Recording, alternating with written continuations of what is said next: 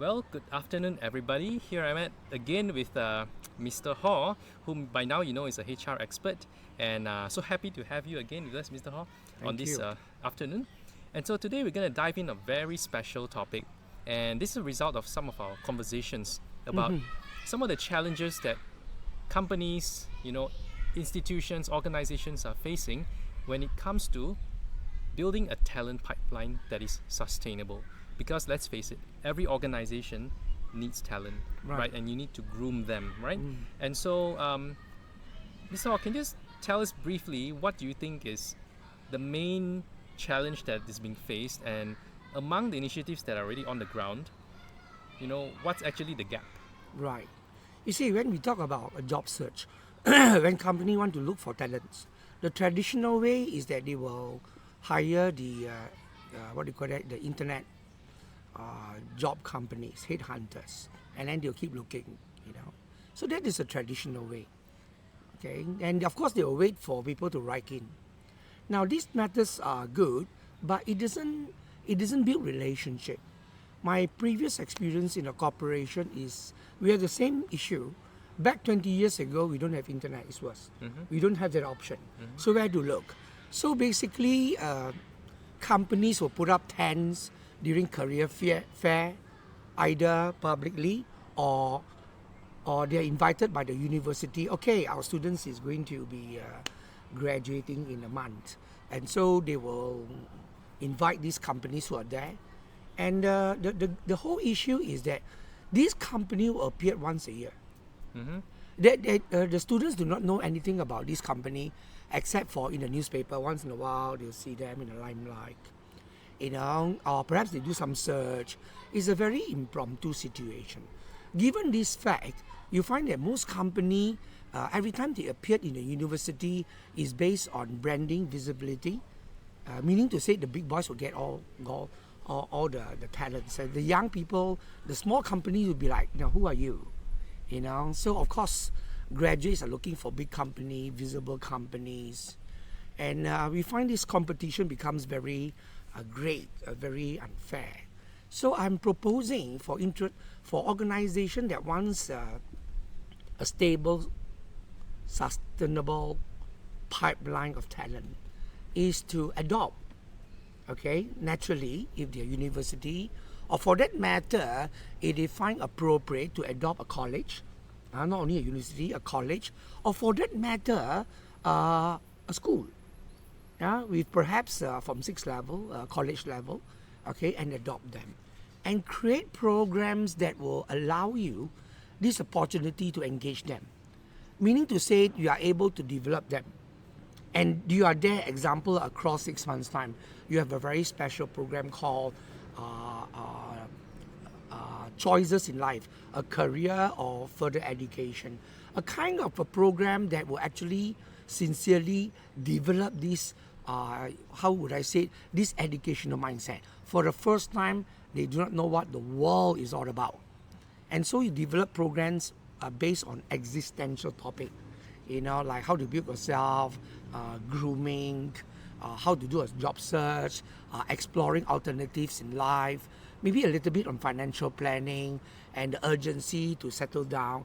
All these existential issues that give the student a sense of like, wow, this is exciting.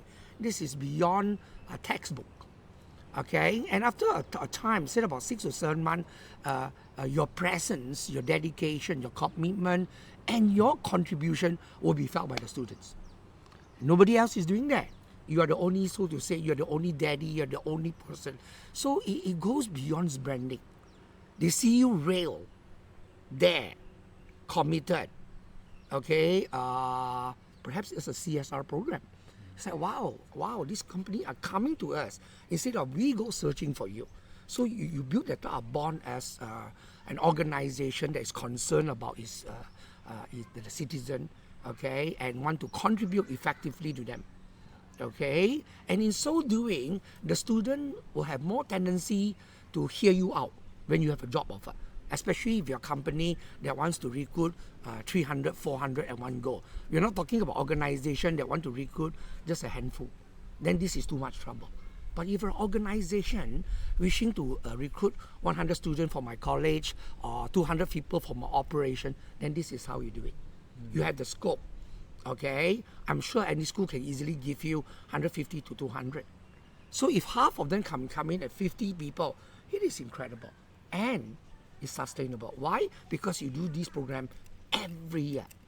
And if you're generous enough, if you feel excited enough, instead of Form 5 or Form 6, you can do it 1 year before the lower 6. Okay, it is fantastic. And if you calculate the budget, it is more cost effective than to just, appear in all the university and you're vying and competing with 100 other companies out there. Okay, and it's so hard to actually get your talents. You don't recognize them, you don't see them. Whereas in this case, when you have a developmental program, a CSR developmental program, giving back to society, that is exciting. You see your talent, you can shape them, you can inspire them, you can influence them, you can motivate them. At the end of the day, you reward them. Right. Well, this is what you have, this is what we have, are you interested? They will definitely jump in, especially if they are B40. They don't have a choice. They cannot afford university. But if you're offering a job-based, education, that means part-time studying, part-time learning, or part-time working and part-time learning.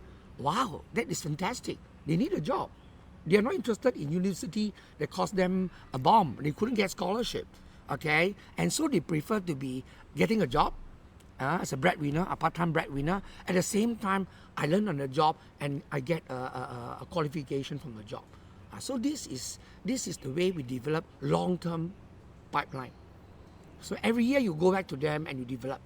I know from these first 5 minutes, I feel like I'm already getting, like the bottom line, the ultimate solution, at least where we're standing, right, based on your 20, 30 years of experience, right? Right. So I just want to summarize what I gathered from here. A few cool things that you mentioned that I probably have never heard before. Number one is that to adopt a college or a school, it's a pretty interesting concept, right? And then I guess you also talked about,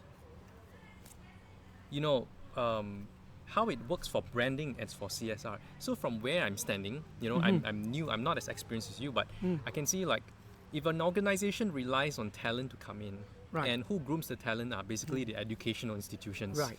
So in the past, organizations are like free market. May the best graduate come into my doors, right? Yes, exactly. But now you have a gap. The best graduates are not necessarily the best contributors to an organization. Oh, certainly, right? Certainly, you're right. So you're trying to find an organization that creates a buy-in into an educational institution, right, have some sort of curriculum and brand presence so that you can groom them, and of that a certain section may find interest in wanting to jump with you as their first steps in their career. Oh, Is that yes, what you're yes. trying to say? Yeah, exactly. Especially if you're a bigger company that has a bigger portfolio, then you can fit any of these 100 students into a portfolio, whether it is operation, whether it is facilities, whether it is HR, whether it's basic accounting. You can basically fit them in. Okay, so it is, as long as you are able to continue, it's not about stopping there and then they join you and you stop everything. No, it's a process of continuous learning. Okay, so you become a mentor program. Okay, but you don't start when they come in. That's how we define mentor. When you join our company, we mentor you. Sorry, we mentor you right before you join us, as part of society's contribution. We want to develop the citizen of this particular community. We felt they deserve an equal opportunity in life. It is a kind of a CSR reach out program. So that is amazing. Easily you can get. If nothing at all, you'll find that the whole community will recognize you. Wow, these people are here already. Okay, so instead of the traditional CSR, it's like, okay, we adopt this garden, we will plant trees.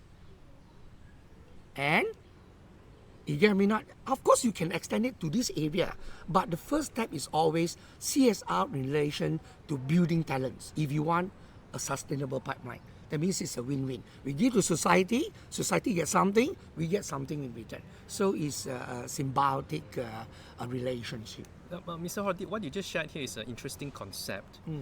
I'm not sure if it has already been implemented in the past, before in pieces, but right.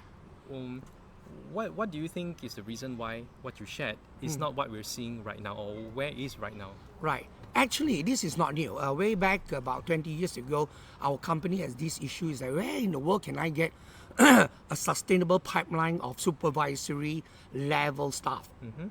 And we had the same problem. Advertise in internet, advertise in newspaper, going around asking people, paying people referral fee. But every time it comes to zero. And even if they join, it's like a couple of months, they hop to another job. There is no retention. Whereas in this type of situation, which was done with this particular college, they provide a certificate and diploma level. Okay, and they didn't go to the next level. And so our bank engaged in this program whereby we adopted this particular faculty in this particular college, which is related to banking, which was where I was then. Okay, and it was amazing. Okay, they were so excited to see us, from the corporate world. That means you are coming for us rather than we are begging and choosing you.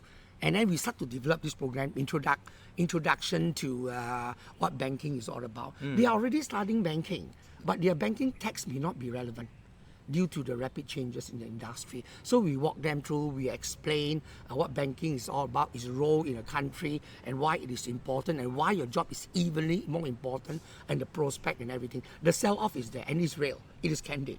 Immediately they look at you, it's like, wow, this is amazing. And so from there, the school counselor will actually engage us. Every time they have talents, they'll call us, like, say, hey, when are you coming over?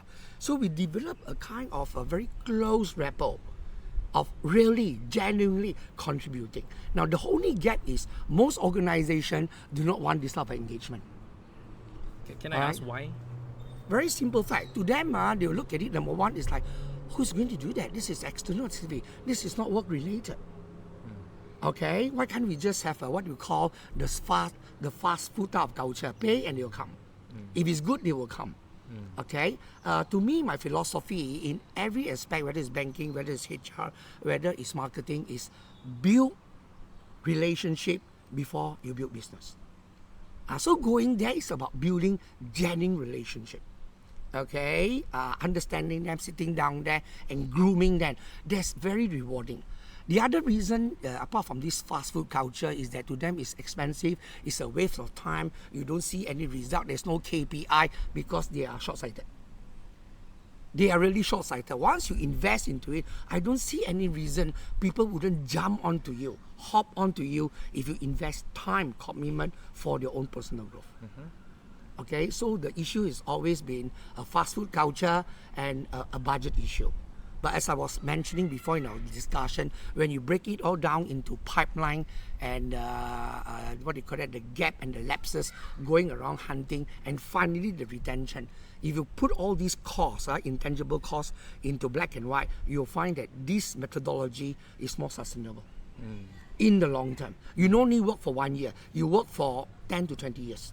I guess I can see also, if you have a starting point of a system, a process, then only you have the opportunity to refine it. Oh, yes, and then it gets better over time. Yeah, then you're it starts absolutely right. becoming something on its own, right? Oh yeah. It is very. There's a lot of partnership there. The teacher will say, "Hey, we got this issue, and then we start talking. And one of the most rewarding thing I discovered when we start this program is the school counselor will say, okay, "Would you mind taking these students which are considered below par?" Due to circumstances in life, poverty, they have to. Most of the students have to work, before they come to study, because the parents are hawkers, etc. And surprisingly, these people will excel. Because they don't like study. Circumstances is start. But when you care about development, future, what are the options, they starting to wake up, say, gosh, even if I don't have any qualification, I can still be successful in life. They were like, wow, this is what I'm looking for. If I don't have education, if I can't go to university, if I don't have a budget, I will still get a good job. And that is very, to me, that is very fulfilling for the students. And you can see the twinkle in the eyes. It's like, geez, who in the world will come to help us grow? So they will gravitate to you in a very genuine manner too. So I find this recruitment methodology, it may seem expensive, but in the long run, you don't build a road, you build a road for a lifetime. Right. Okay, the teachers will be there, they will see, they will witness, and the teacher would definitely ask the student, hey, so how's the program? And they find it, most of the children will say they really wake up to the fact that there is another world beyond education, a career world that takes on different mindset. Okay, and that's what our program does. We really craft it in such a way. We cover topics like team building. We cover topics like brainstorming, relevant to their area. We cover topics like problem solving, which is like, it's very everyday. But these days, children don't have problem solving. They just click Google, they just beg their parents, and it's get done. But once you're hands-on, they begin to see their own talent, the need to be creative, the need to be persistent. They see all this quality, which is what we're looking for in the long term. And they will display it. And you don't have to interview. Your whole engagement is an experience of interviewing, of witnessing whether they are capable or not. And at that vulnerable age, right, one leg in the educational world, another leg in the career world, you can begin to shape them. Otherwise, like if they're university, college, master's, PhD, you can't shape them anymore. It's very difficult. This is the most vulnerable age. This is the most receptive age. So you're saying that if you want to groom talent in a certain way, you want to pick that particular age. So for a company to do what you just suggested, I mean, like adopting a school and then being attached, playing a part in grooming them. Yes, coaching. I think you talked about existential topics, right? Right.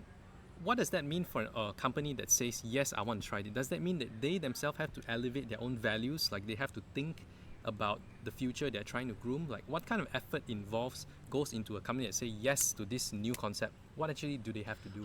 Actually, a company is nothing more than extension of a human going to a company to distribute. Okay, even in a company, every individual, every staff has his own existential needs. Example, we need to feel belong. We need to feel appreciated. We need to be guided. Okay, we need to have integrity at the workplace. We need to be accountable. So these are things that we translate a bit at the level that these students can understand. Okay, we cannot do it earlier. It's just way too long. It's just a year or two before they join the corporate world or they join the educational. That's where they'll start paying attention. Gosh, I have to work a lifetime. Gosh, I need these values. Do I have this when I was in primary, secondary? And the answer is absolutely no. Our education doesn't gear you into jumping, transiting. The word is transiting into the career world. And so we provide that bridge. Okay, what you're learning today is how to equip you, whether you join us or not, how do you transit into the corporate world? Okay, why? We spent 18 years conditioned, very fixated about how do I relate, how do I behave, how do I conduct myself in a career world. They don't know.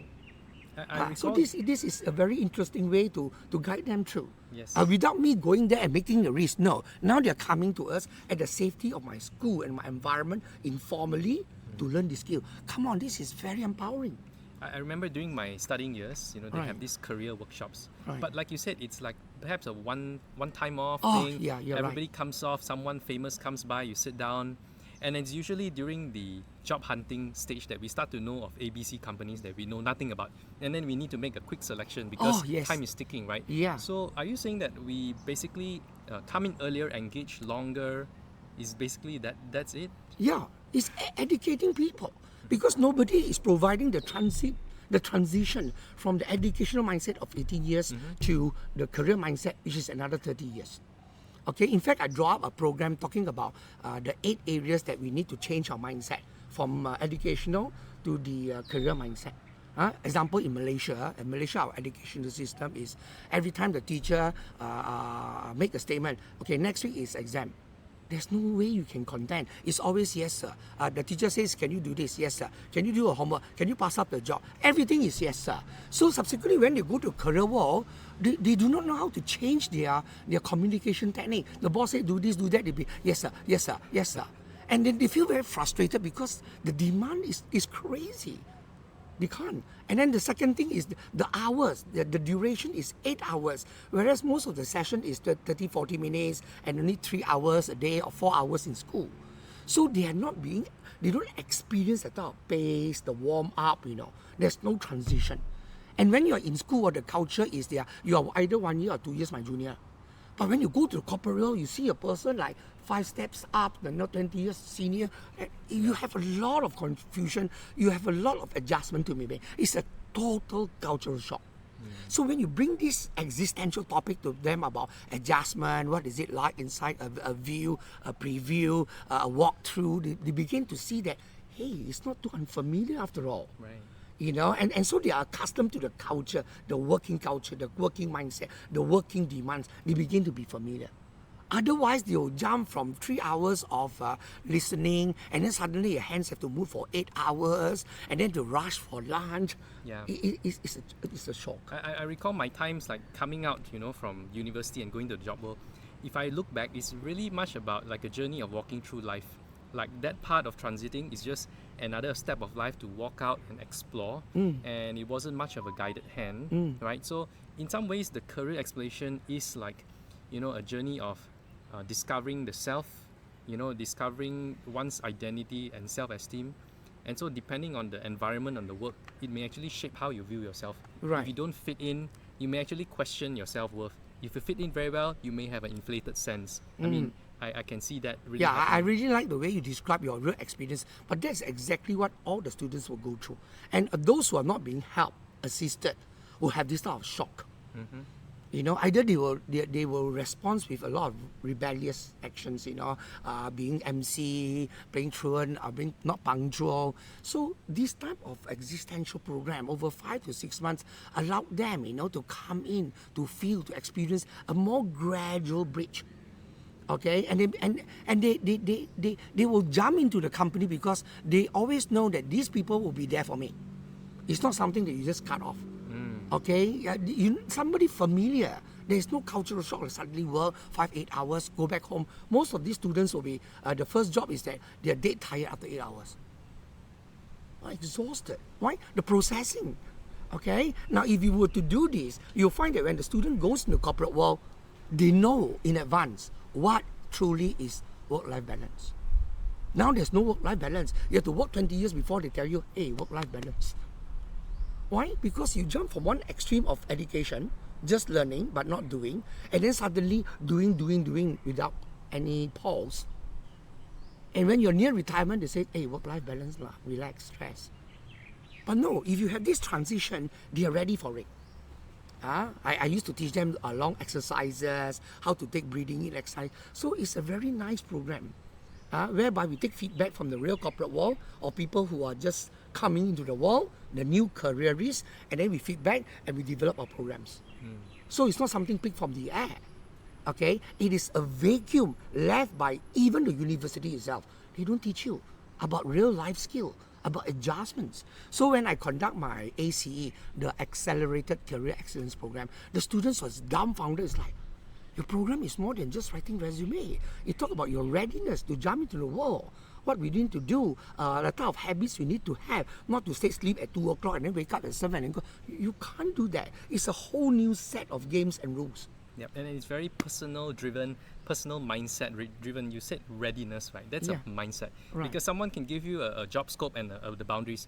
Come at 7, clock in, clock out, do this task, but the person needs to have a certain mindset to excel, to Right. thrive in it, right? Right. And that's what you're saying, that preparation phase. Yeah, the understanding behind it. It's not about, you have to come at 7. It's the whole understanding of a culture, the respect for organizational rules, the respect for adults' world, your sense of responsibility to whatever you are doing. Those are very important values. It cannot be imparted by a textbook.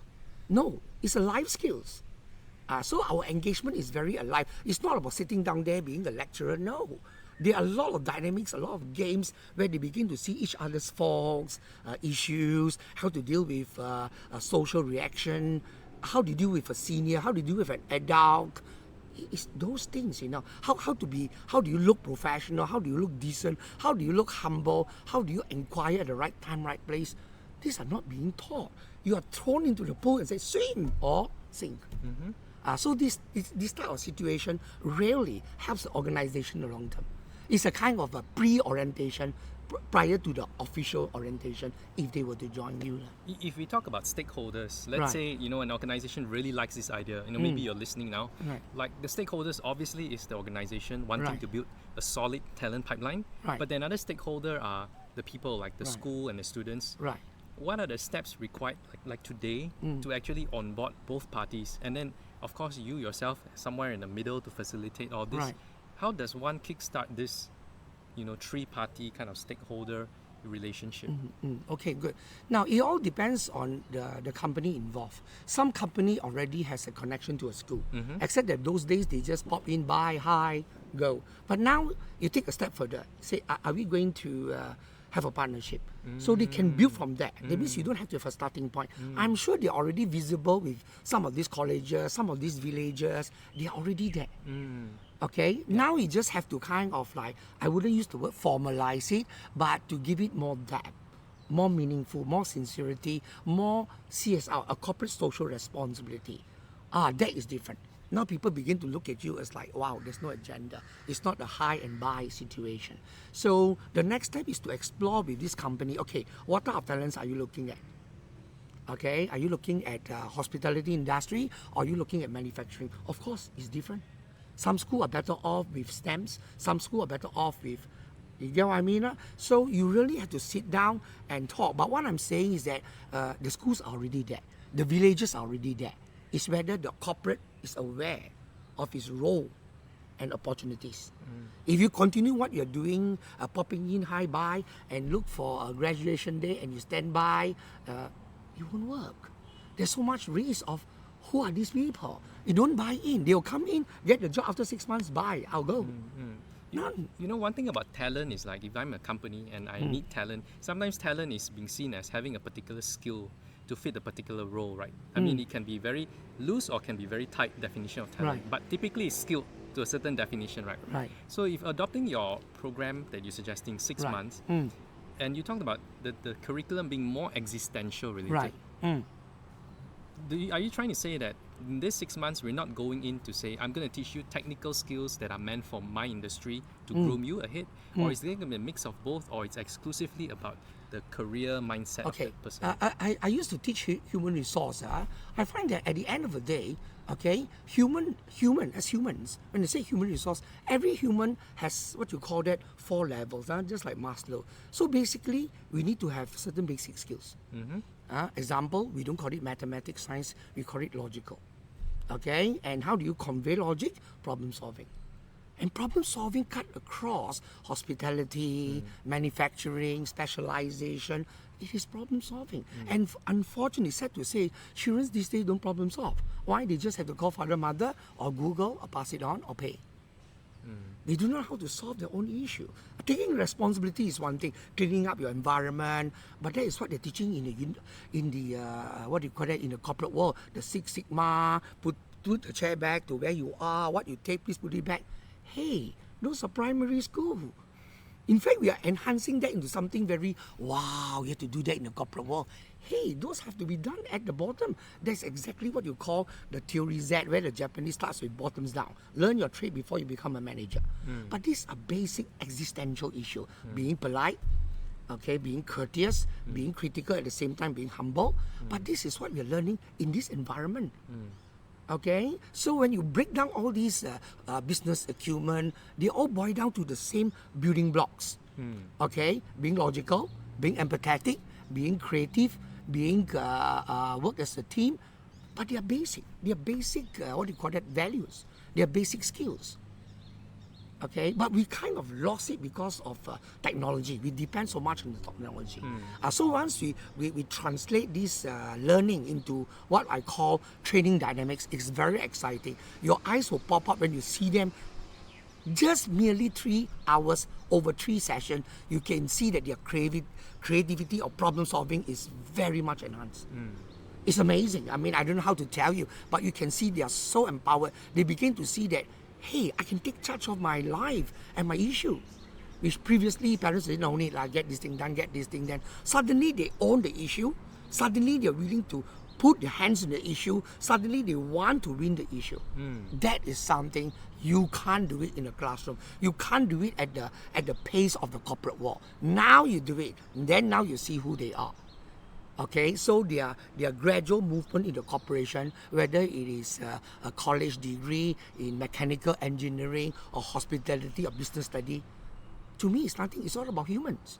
Each of these is human. We're not talking about teaching a robot. So human has certain fundamental existential need, irrespective of their profile.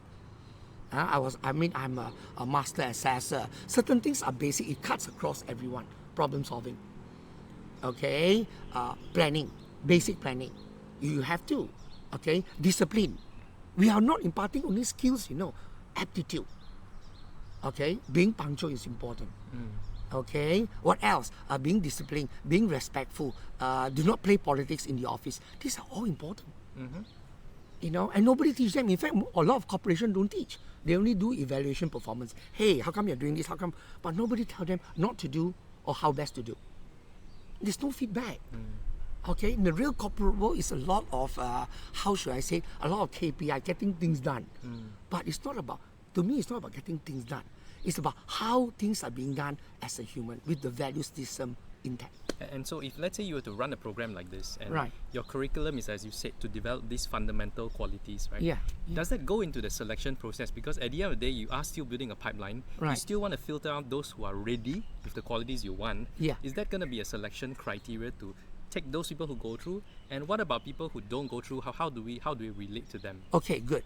As I was saying, the rate of, you compare the rate of going from school to school, university to city, or just a blank shot in the newspaper, it is very unsustainable. It's very uncertain. It's always a risk game.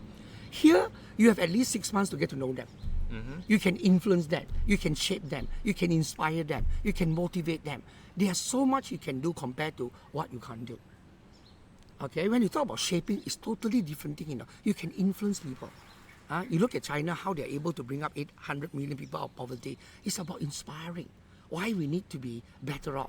Why we need to be more competitive. Why we need to be. You see, the old people, they can go into Tencent and do QR code. I mean, their ability to adjust and learn is amazing.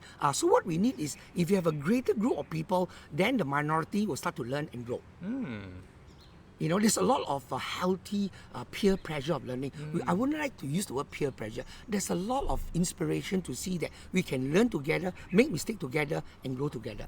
Yep. Okay, so when you come to the final selection, the selection, how should I say, the selection separation is very blurred one.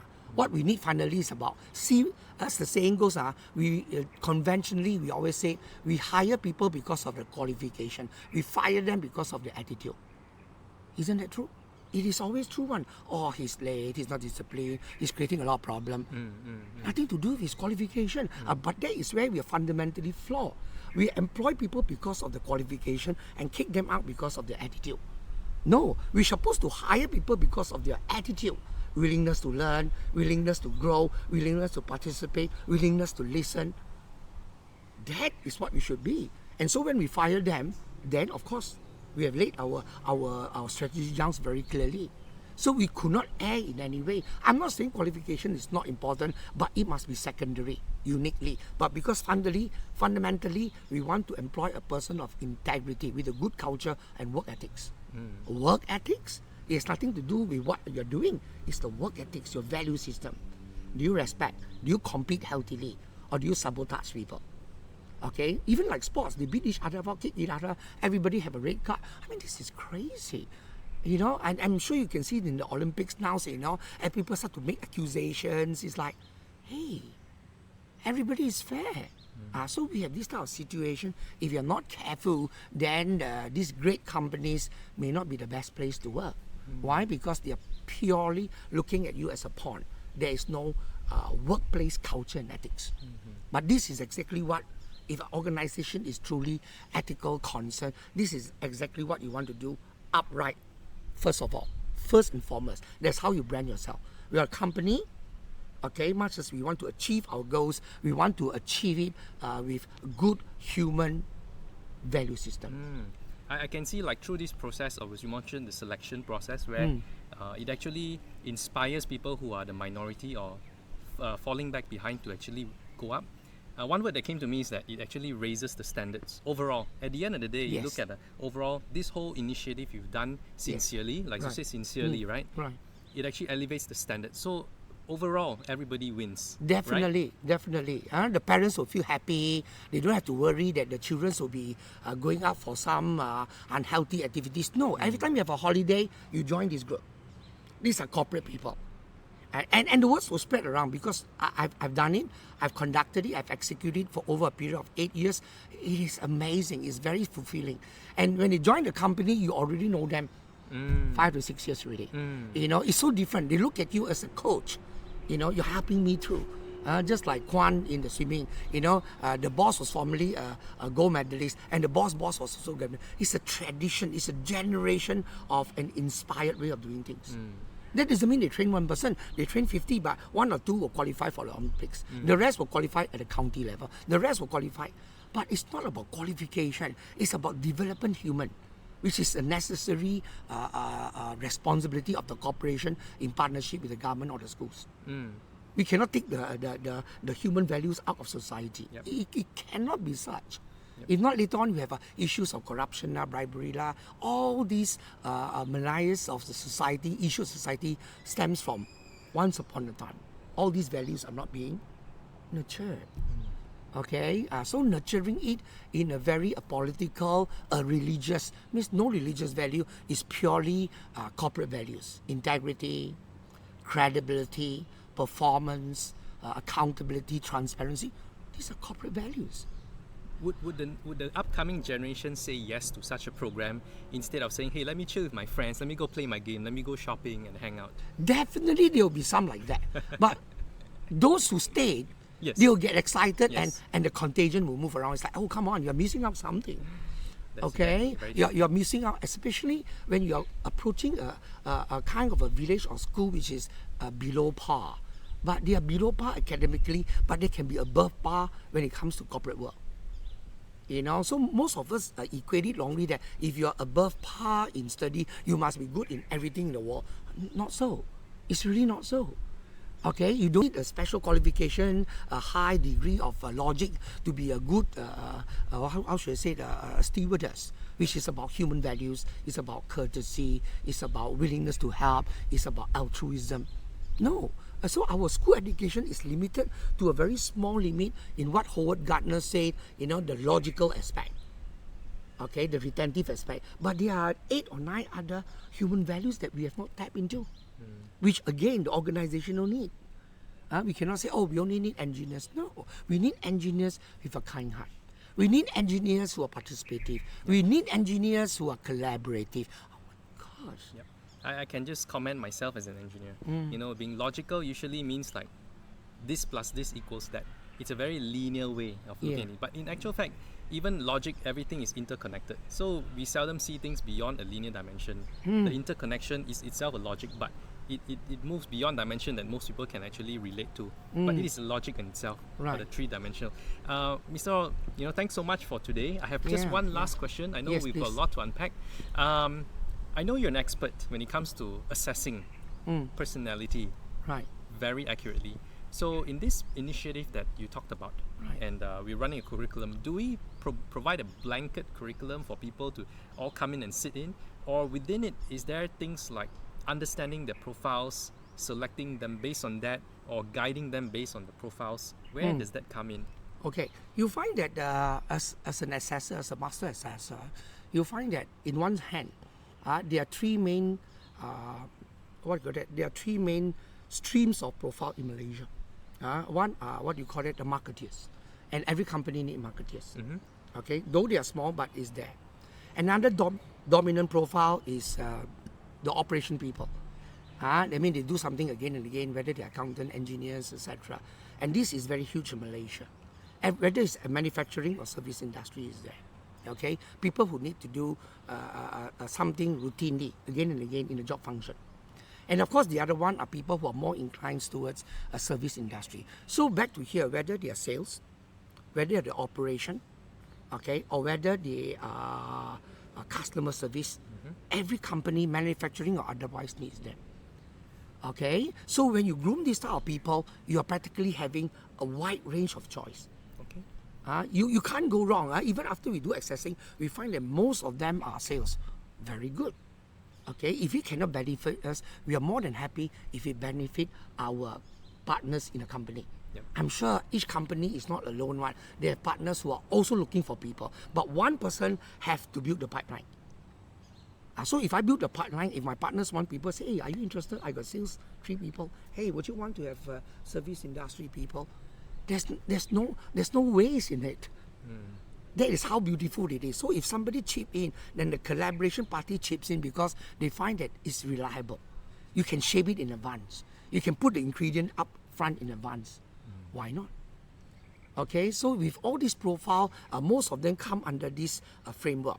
Okay, of course you don't have the odd ones are D profile. Even if they drop off, they have the basic value. They'll come back to you, not as a staff, but you'll be very surprised. They come back to you as a customer in the future. It's like, hey, now I want to be your customer. Why? Because they see your value system of contributing, of first nurturing them in the past. They'll have very good feeling about that. It's like the first person who actually walked me through gently introducing me, onboarding they call it. But most people say onboarding is when you formally join them. To me, onboarding starts when you look at these students. To me, it's called career onboarding.